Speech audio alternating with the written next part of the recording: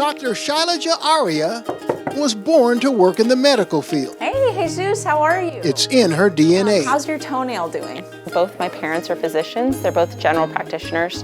My mom's a family practitioner, my dad's a general surgeon, and my brother's actually a plastic surgeon out in Florida. So medicine has kind of been part of our, our upbringing. Okay. Dr. Arya is an Ohio native who worked 6 years in Texas before moving to Phoenix last year and opening a podiatry clinic in the Arcadia Camelback area.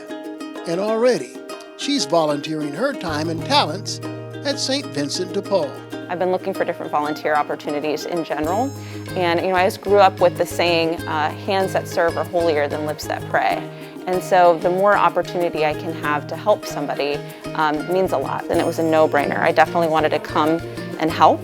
My family's been really supportive for me, and I like to treat my patients like family in the same way. That will help because you can elevate it a little bit. The St. Vincent de Paul Medical Clinic has a high population of diabetic patients, so having a specialist in the podiatry field on staff is huge. Some of the just basic standard care that most people need and deserve when it comes to feet, just toenail care or ulcers or wounds. The most important things is just nail debridements and nail clippings and stuff. So those patients that either can't afford medical care or just haven't been able to see a physician, homeless patient, for example, who might have a hip injury or some sort of other injury that they can't get down to their feet, or even diabetes, that can be something that's life-saving.